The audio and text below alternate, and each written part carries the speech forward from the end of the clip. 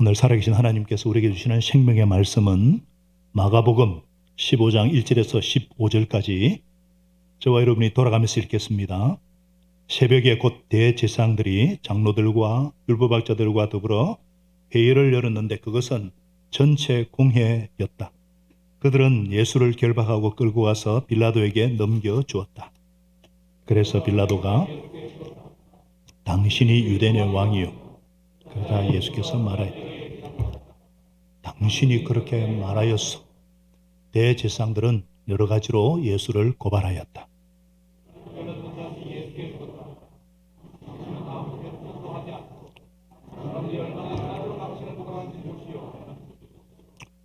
그러나 예수께서는 더 이상 아무 대답도 하지 않으셨다. 그래서 빌라도는 이상하게 여겼다. 나를 놓아주곤 하였다. 그런데 폭동 때 살해를 한 폭도들과 함께 바라바라고 하는 사람이 같이 있었다. 그래서 무리가 올라가서 그들에게 빌라도에게 청하였다. 빌라도가 말하였다. 여러분은 내가 그 유대인의 왕을 여러분에게 놓아주기를 바라는 거요. 그는 대제사장들이 예수를 시기하여 넘겨주었음을 알았던 것이다. 그러나 대제사장들은 무리를 선동하며 차라리 바라바를 놓아달라고 청하게 하였다.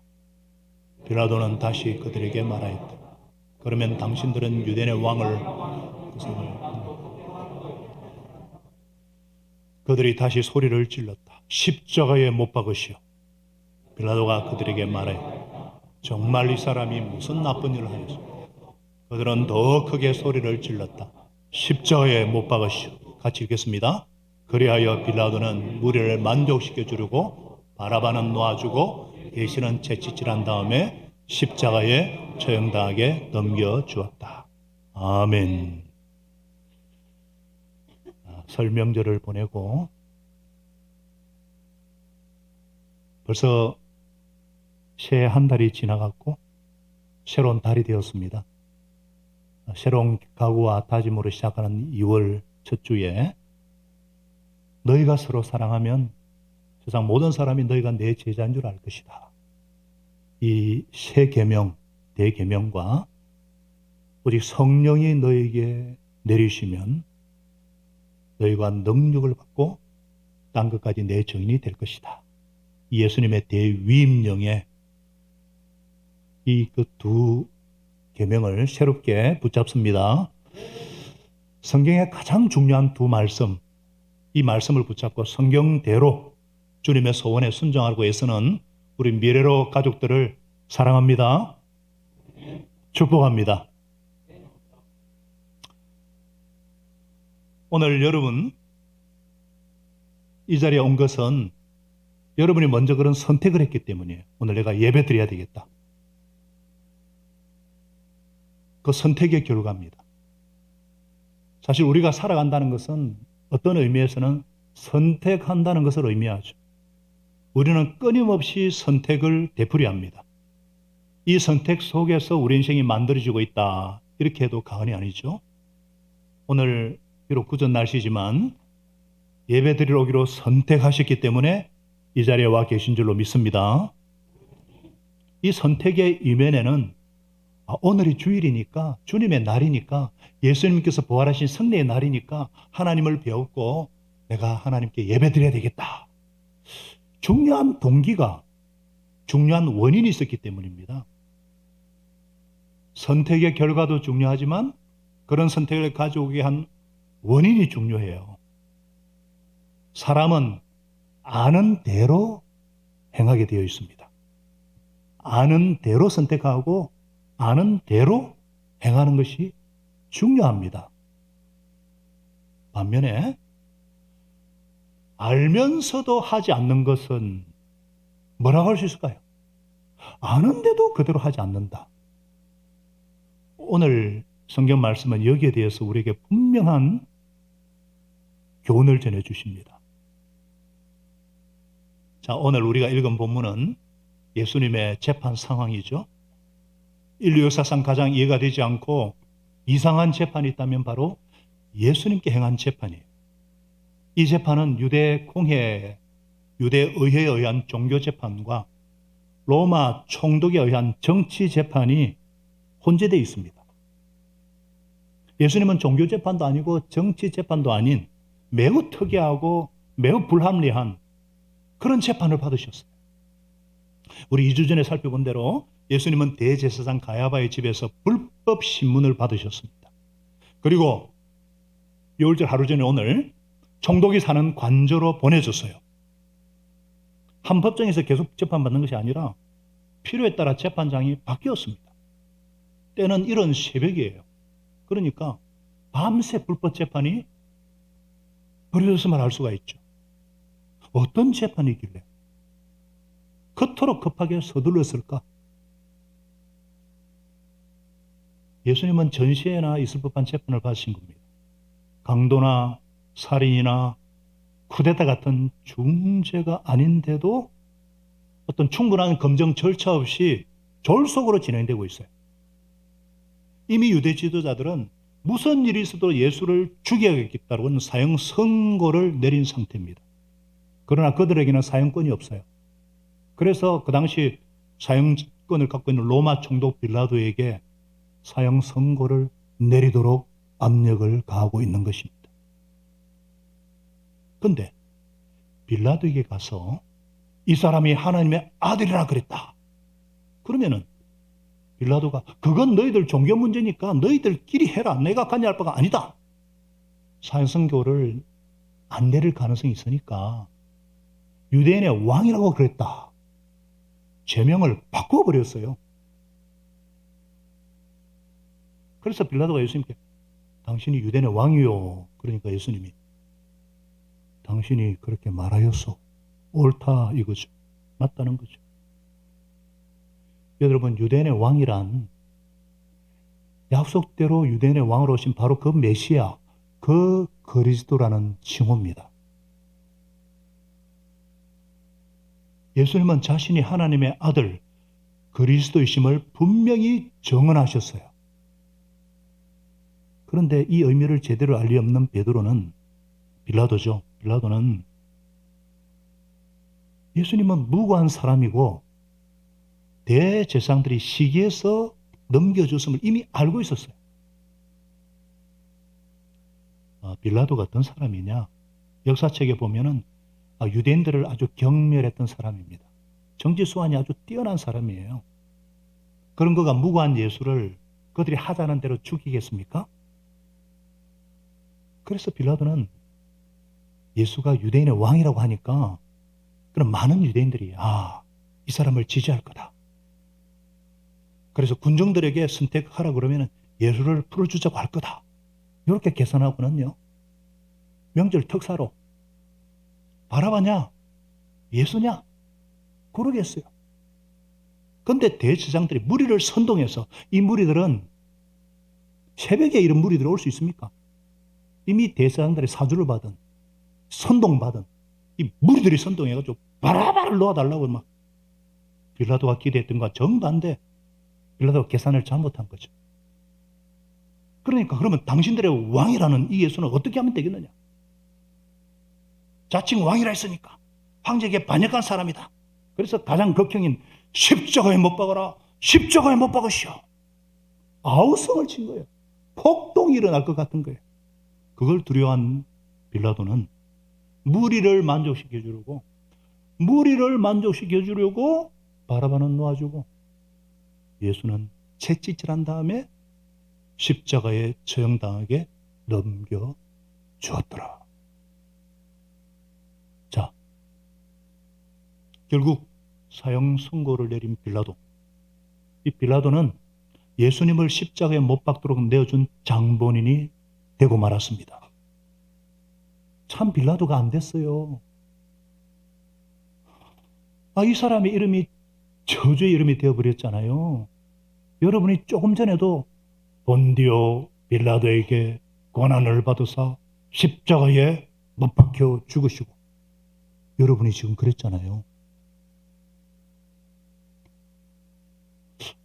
아니 빌라도의 이름이 이렇게 저주받을 만한 영원토록 그리스도인의 이름 그리스도인에게 그렇게 저주받을 정도의 짓을 했습니까?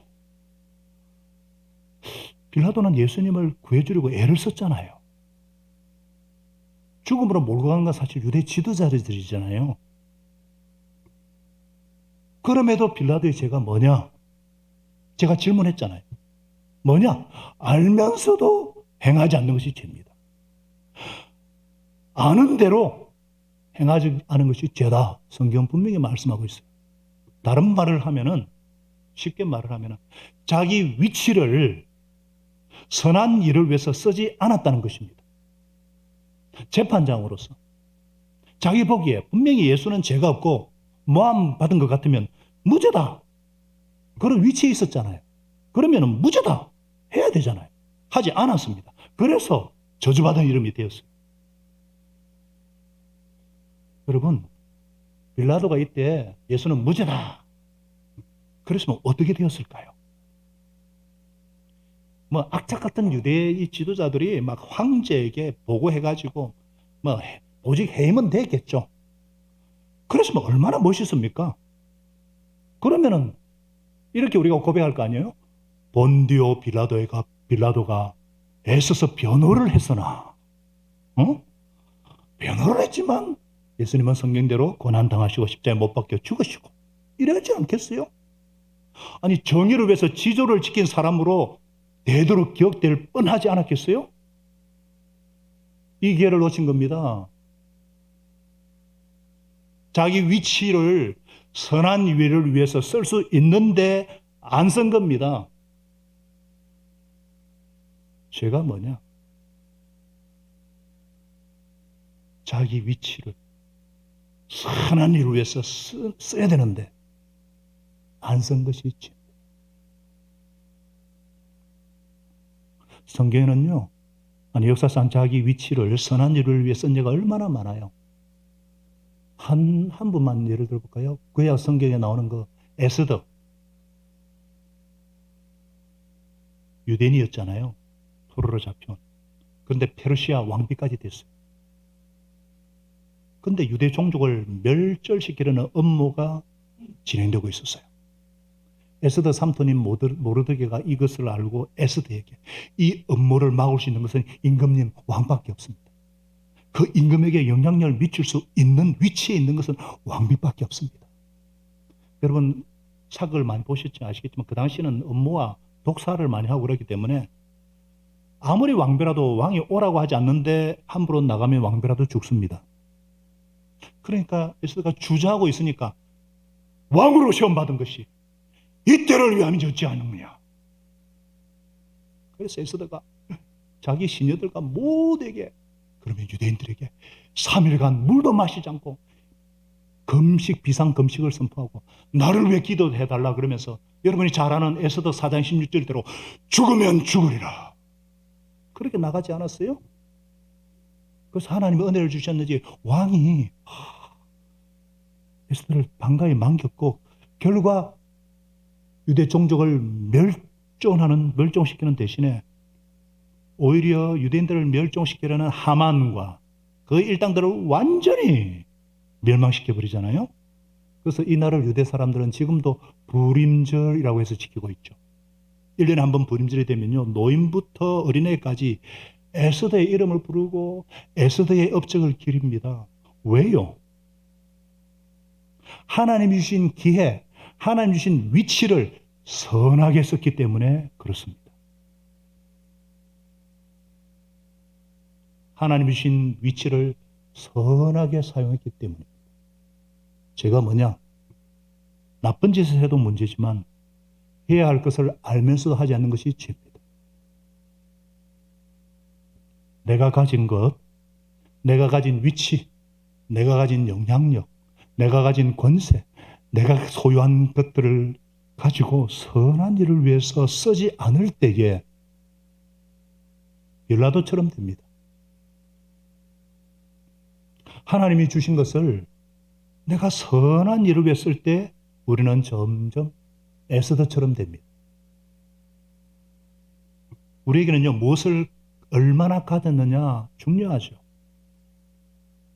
그래서 우리가 소유라든지 어떤 이런데 물질이라든지 어떤 권세 이런데 관심이 있는데 그걸 가지고 무엇을 할까? 그런 데는 별로 생각들을 안 해요. 몇 년 전에 바디빌딩 대회가 있었습니다. 아시죠? 바디빌딩. 이래가지고, 이러고 막, 그래서 이 사람 1등을 했어요. 막 넓적다리가 그냥 막 기둥 같고요. 가슴이 막 왕자가 쫙 하니까 왕이 쫙 새겨지고. 그래서 여성 기자가 와서 인터뷰를 했습니다. 바디빌딩을 왜 하십니까? 그러니까 근육 키우기 위해서요. 이 기자가 알고 싶은 건 그게 아니거든요. 그래서 근육을 왜 키우십니까? 이 사람이 멍하니 가만히 있어요. 한 번도 생각 안 해봤거든. 근육 키우는 것만 알았지. 그 다음에 뭐 해야 될 것인가 생각해 본 적이 없어요. 여러분, 건강한 몸을 가지고 뭐 합니까? 건강한 몸을 가지고 뭘 해야 되는데 우리가 그렇지 않는단 말이죠. 뭐 몸에 좋다고 막 먹고 막 건강을 그렇게 애를 썼는데 그 다음 뭐 할 거냐 말이지.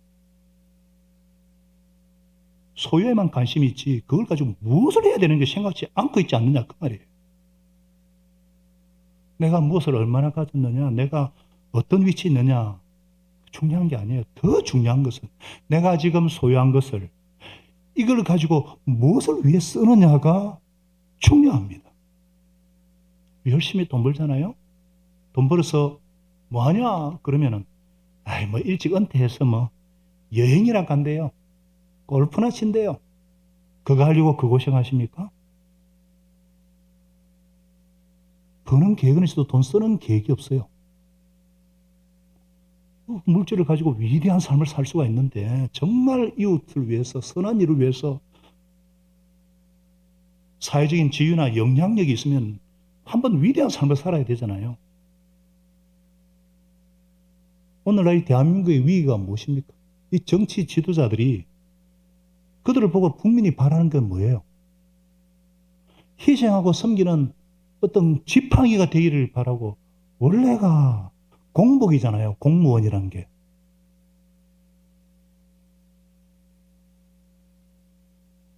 그래서 지금 이런 사단이 일어나는 거 아니에요?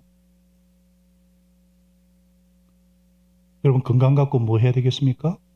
건강 중요하지만 이 건강으로 위대한 삶을 사시기 바랍니다. 영원한 진리인 복음을 전하고 생명을 구원하고 살리는 일에 사용하시기 바랍니다. 하나님께서 우리에게 주신 이런 모든 것 우리가 참 잘 관리해서 거기 위치든 영향이든 시간이든 잘 관리해서 빌라로처럼 되지 말고 주신 것 잘 사용해서 점점 에서드처럼 되어서 우리 삶에 보람이 넘치고 하나님께 영광이 되고 주위 사람들에게 칭송을 받고 천국에는 많은 상을 쌓아놓는 여러분과 제가 되기를 간절히 소원합니다. 이를 위해서는요, 중립은 위험하다는 걸 알아야 됩니다. 다 같이요. 중립은 위험하다. 타협은 위험하다는 걸 아셔야 돼요. 빌라도의 문제가 이거 아니에요? 사실 우리의 문제가 이거 아닙니까?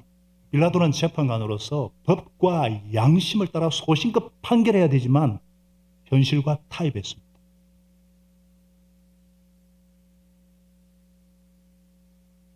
제가 법과 양심이라 그랬는데요. 윤리나 도덕은 신의 개념이 없으면 성립할 수가 없습니다. 상황 윤리. 왜 절대 진리가 없이는 양심은 병든 양심일 수가 있습니다.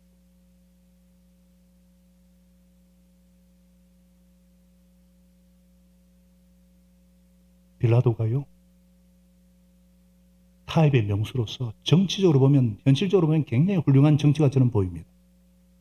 그러나 그가 예수님이 십자가 처형된 이후에 사마리아에 폭동이 일어나 학살하는 사건이 일어나거든요. 그래서 로마 중앙정부로부터 소환을 받습니다. 자기 정치 생명이 끝났다고 생각한 빌라도는 자살합니다.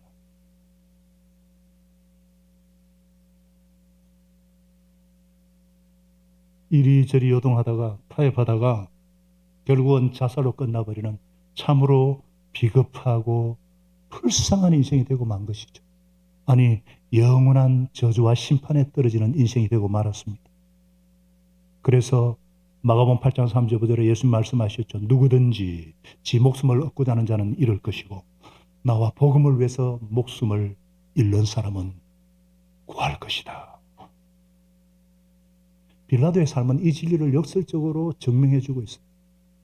자기 생명을 얻고자 했지만은 영원한 생명을 주시는 예수님을 눈앞에 두고도 도리어 생명을 잃어버리는 가장 어리석은 자가 되고 만 것입니다. 사랑하는 여러분, 인생을 살면서요, 자기 소신껏 행동하지 못하고 살지 못하는 경우가 얼마나 많습니까?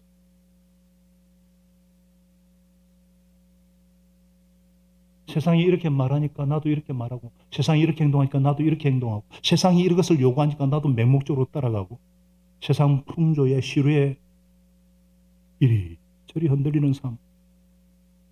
세상이 바른 방향으로 다 나아간다면 다행스러운 일이죠. 그러나 세상은 얼마든지 잘못된 방향으로 나갈 수 있는 위험한 가치관의 함정을 가진 것이 이 세상입니다. 그래서 하나님께서는 이 세상을 사는 삶의 원리에 대해서 계속적으로 우리를 향해 이렇게 권면하고 있잖아요. 로마서 12장 2절에 우리 같이 한번 읽어볼까요? 시작. 여러분은 이 세대를 본받지 말고 마음을 새롭게 함으로 변화를 받아서 하나님의 선하시고 기뻐하시고 완전하신 뜻이 무엇인지 분별하도록 하십시오. 이 끓는 하나님의 권면이 있음에도 불구하고 세상과 척척히 타협하면서 적당히 살아가는 것, 이게 우리 모습이 아닌지요? 우리는 너무나 쉽게, 너무나 빨리 마땅히 지켜야 할 가치관을 쉽게 포기하면서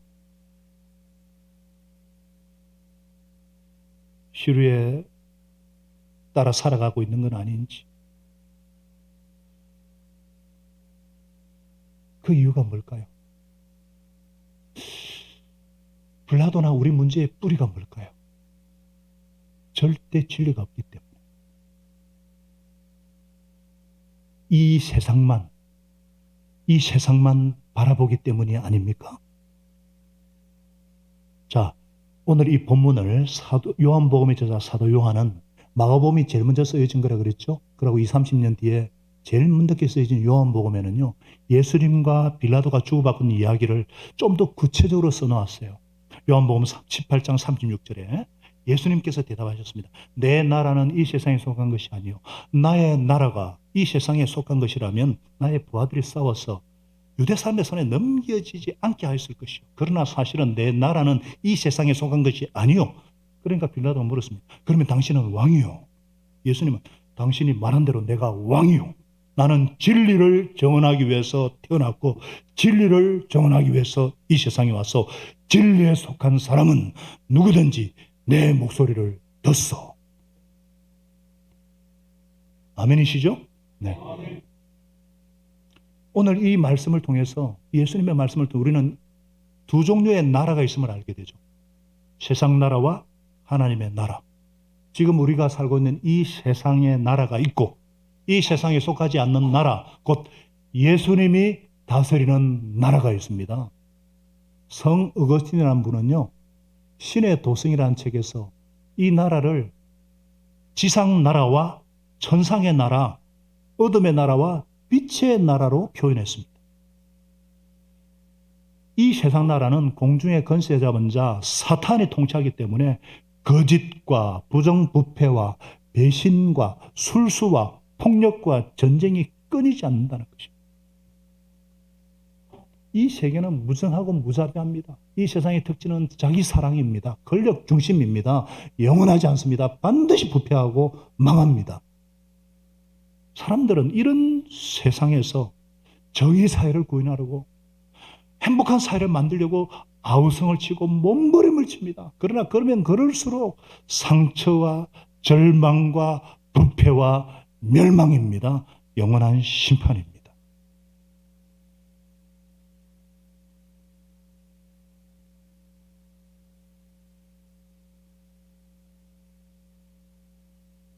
우리가 어떻게 하면은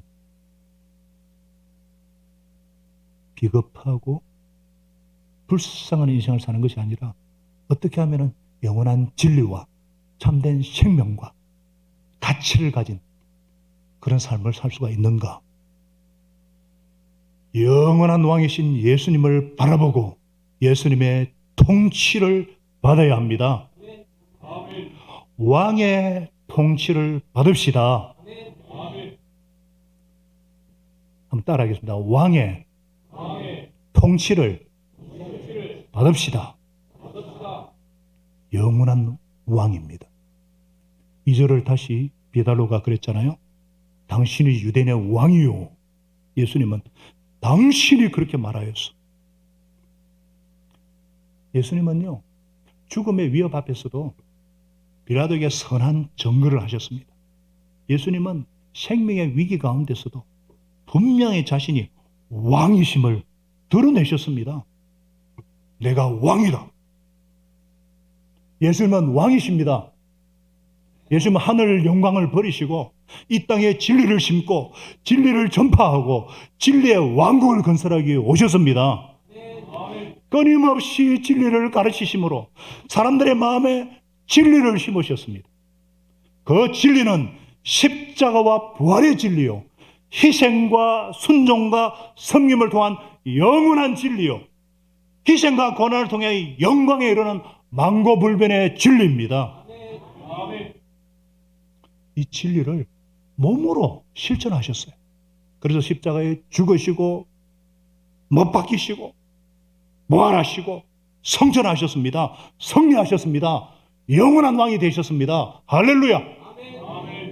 이 예수님은 지금도 하나님 보좌 우편에서 온 세상 만물을 통치하고 계십니다. 그래서 요한계시록 5장에서는 죽임을 당한 어린 양이 권세와 부와 지혜와 힘과 존귀와 영광과 권세에 받기에 합당하십니다. 따라하시다. 죽임을 당한 어린 양이.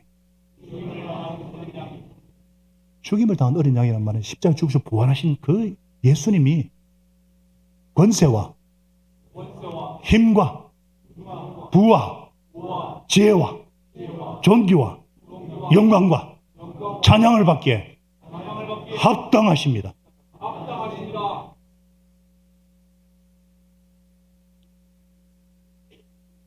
이 왕은 어떤 왕이십니까?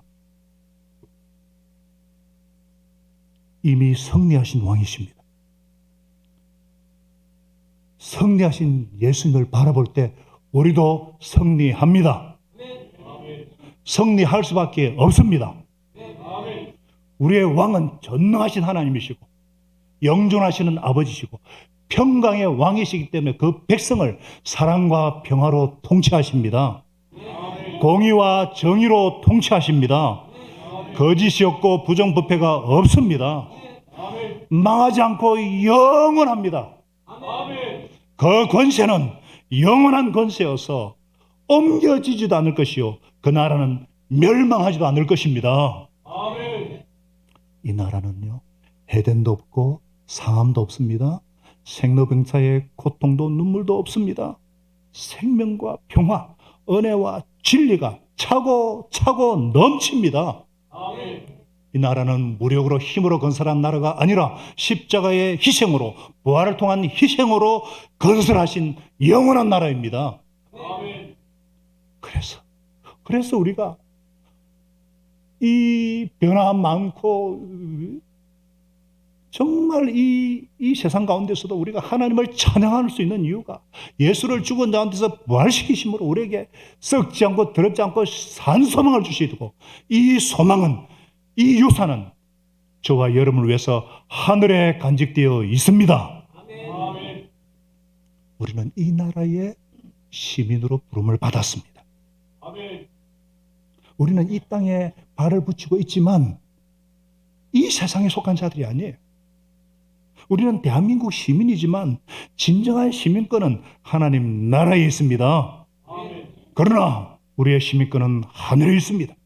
그래서 우리는 구주로 오고 계시는 주 예수를 간절히 기다리고 있습니다. 우리는 하늘나라 시민권자입니다. 이 시민권이 없어서 지금 미국은요 1100만이 넘는 불법 체류자들이 지금 큰일 났어요. 얼마나 중요합니까? 우리는 자유 대한민국 국민이면서도 영원한 사랑과 공의가 영원히 다스리는 하늘나라 시민권자인 줄 믿습니다. 이 세상에 그래서 살고 있지만은요, 우리는 하늘의 법도와 가치대로 살 수밖에 없습니다. 하나님의 법도가 뭐예요? 은혜와 진리입니다. 공평과 정의입니다. 사랑과 평화입니다. 위에서 군림하지 않고 낮아져 섬깁니다. 자기 유익을 구하지 않고 상대방의 유익을 구합니다. 얼마나 멋진 나라입니까? 얼마나 아름다운 나라입니까? 이 나라의 백성답게, 이 나라의 시민권자답게 이 땅에 하나님의 나라가 온전히 임하도록 더욱 깨어 기도해야 될 줄로 믿습니다.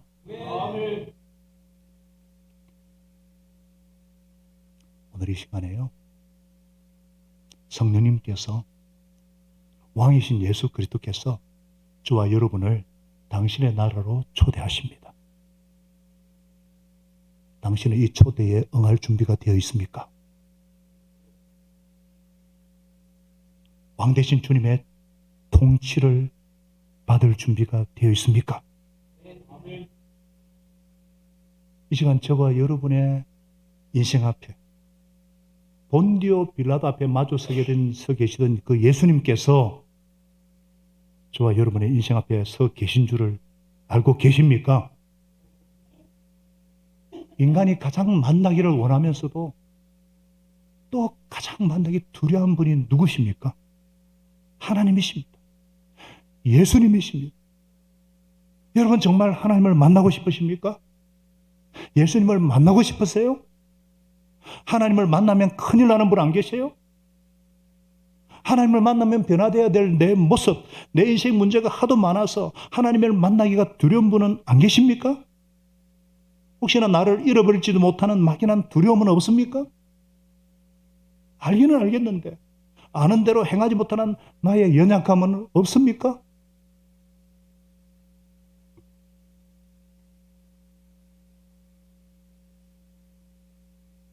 아직도 이 세상이 전부인 줄 알고 이 세상에 너무 마음이 빼앗겨서 나그네로 왔는데 아직도 나의 정체성을 확신하지 못하고 흔들리는 분이 계십니까? 이 시간 성령님께서 저와 여러분을 초대하십니다. 왕의 다스림을 받으라. 예수님은 왕이십니다. 영원한 왕이십니다. 승리하신 왕이십니다. 그래서 성령님께서 이 시간 저와 여러분을 붙잡아 주시기를 간구합니다. 우리는 너무나도 빌라도 같고요. 어떻게 보면은 종교 지도자들 같은 모습도 있고요. 무리와도 닮았습니다. 선동에 흔들거리고 또 뭔가 알지만은 두려움 때문에 진리대로 행하지 못하는 내 모습. 적당히 타협, 적당히 눈치 보고 그래서 자유와 기쁨을 누리지 못하는 나를 불쌍히 여겨주시기를 소원합니다. 정말 우리가 승리하신 주님을 바라보고 승리에 대한 확신을 가진다면 우리는 영원토록 하늘 복을 누리게 될 줄로 믿습니다. 하느님 나라의 모든 신령한 축복과 은혜를 이 땅에서부터 영원까지 체험하고 누리게 하십니다. 왜냐하면 로마서 14장 17절에 있듯이 하나님의 나라는 성령님 안에서 누리는 의와 평강과 기쁨이기 때문입니다. 어떤 상황에서도 흔들리지 않는 확신입니다. 예수님은요, 우리의 왕 되신 예수님은, 우리의 구주 되신 예수님은 죽음의 위협 앞에서도 자신의 정체성을 분명히 드러내셨어요. 그래서 우리도 할 수 있습니다. 우리도 본디오 빌라 앞이든 어떤 앞이든 왕이신 주님을 정언하며 승리하며 승리를 확신하며 살 수 있음을 믿습니다. 그래서 고린도서 13장 8절이 우리의 고백인 줄로 믿습니다. 우리는 진리를 거스르는 아무도 할 수 없고 오직 진리를 위해서만 무엇이든 할 수 있습니다. 얼마나 아름다운 고백, 얼마나 자유로운 고백입니까? 믿음의 선택에서 오는 왕의 백성답게, 왕의 자녀답게 영원한 진리를 위해 살게 하시는 왕 되신 주님을 찬양합니다. 왕이신 주님을 찬양합니다.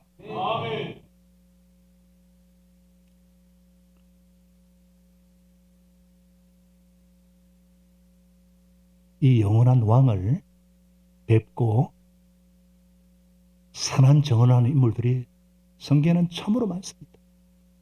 신약 성경이 뭐예요? 죽으시고 부활하신 왕의 통치를 받고 왕의 부활을 정언하면서 순교한 자들의 기록이 사복음서와 사도행전과 그런 자들이 모인 공동체를 주신 말씀들이 신약 성경이지 않습니까? 그리고 그 승리의 왕은 지금도 오고 계십니다. 우리가 이 주님을 바라볼 때에 저와 여러분도 선한 정언을 할 수 있음을 믿습니다. 이미 승리하신 주님 안에서 우리도 승리할 수 있음을 믿습니다. 제가 많은 예를 들 수 있지만 또 한 사람을 소개하고 설교를 정리하려고 해요. 선한 정언을 한 사람 중에 빌라도보다 더 높았던 사람. 빌라도는 한 지방의 그냥 총독이지만 이 사람은 대제국의 수상입니다. 빌라도는 자기의 정치적인 위치가 불안했을지 모르지만 이 사람은 더 불안했어요. 왜냐? 볼모로 잡혀와서 당시 대제국의 수상 자리까지 올랐거든요. 누굴까요? 다니엘입니다.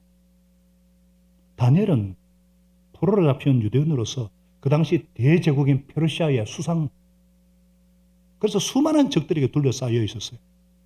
그를 무너뜨리기 위해서 온갖 음모를 꾸미잖아요. 근데 다니엘은 경건한 사람이라 하루에 3번 예루살렘 시온을 향해서 기도하던 사람입니다. 이것을 알고 다니엘을 파괴시키려고 사람들이 왕에게 악한 건의를 하죠. 앞으로 한 달 동안 왕 말고 다른 사람이나 다른 신에게 절을 하는 사람은 처형시켜야 된다. 법령을 내리라 그랬어요. 뭐 한 달이면은 어때요? 우리라면 어땠을까요?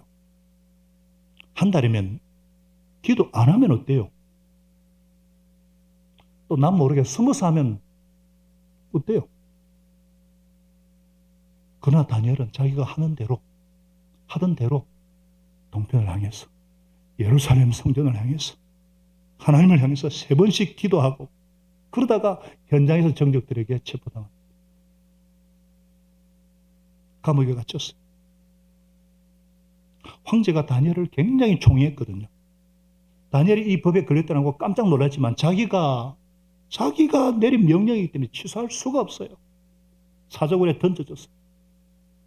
사자굴에 던지면서 왕이 막 슬퍼서 식음을 전폐하고 잠을 못 잤다고 성경은 기록하고 있죠. 그 다음날 뼈만 남았을까? 가보니까 다니엘이 생생하게 살아있는 게 아니에요. 천사가 찾아 입을 막아버린 거예요. 그분은 편인하신 그리스도십니다.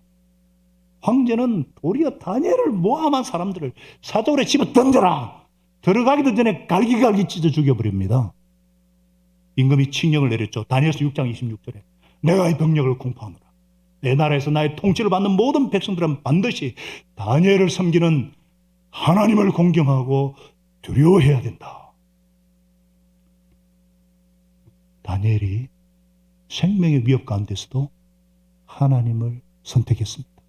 삶으로 정언했습니다. 하나님은 다니엘을 살려주셨을 뿐만 아니라 페르시아 온 제국이 하나님께 영광 돌리는 아름다운 열매를 가져오게 된 것입니다. 사랑하는 미래를 가정 여러분, 예수님은 영원한 왕이십니다. 이미 승리하셨습니다. 우리도 승리합니다. 그래서 승리하신 예수님 안에서 사도 바울께서 주시는 권면을 들어보십시다. 디모데전서 6장 12, 13절을 우리 큰 소리를 읽겠습니다. 시작. 믿음의 선한 싸움을 싸우십시오. 영생을 취하십시오. 하나님께서는 영생을 얻게 하시라고 그대를 부르셨고 또 그대는 많은 정인들 앞에서 훌륭하게 신앙을 고백하였습니다. 나는 만물에게 다 같이요 생명을 주시는 하나님 앞과 본디오 빌라도에게 훌륭하게 정언하신 그리스도 예수 앞에서 그대에게 명령합니다. 무슨 명령일까요? 예수님의 정언을 본받으십시오. 기도하겠습니다. 하나님 아버지, 우리 죄 없으신 예수님께서 내 죄를 대신하여 십자가를 지시고 고난받으신 은혜를 감사합니다. 우리가 지난주에는 성찬식을 통해서 이 주님의 은혜를 실감나게 체험했습니다. 우리 예수님은 생명의 위협과 그 압박 속에서도 담대하게 진리를 정언하셨습니다. 예수님은 분명하게 왕의 심을 선언하셨고 왕이 되셨습니다. 영원한 왕이 되신 주님을 사랑하며 신뢰합니다. 주님의 다스림을 받고 주님의 통치를 받음으로 하나님 아버지 이리저리 흔들리는 인생이 아니라 비겁하고 불쌍한 인생이 아니라 하나님 주신 위치에서 선한 일을 하는 하나님의 왕 되신 백성다운 삶을 살아가도록 저희들을 붙잡아 주시옵소서. 영생을 주셔서 감사합니다. 매주 훌륭한 신앙 고백을 하게 하심을 감사합니다. 이 고백이 삶의 현장에도 나타나게 하여 주시옵소서. 영생을 확신하는 믿음을 주시옵시고 본디오 빌라도 앞에 훌륭하게 정하신 그리스도 예수 앞에서 우리의 선택이 하나님을 따르는 선택이 되게 하시고 믿음의 선한 싸움을 싸워서 승리하신 주님 안에서 승리를 날마다 경험하며 사는 저희들 되도록 축복하여 주시옵소서. 예수님의 이름으로 감사하며 기도합나이다. 아멘.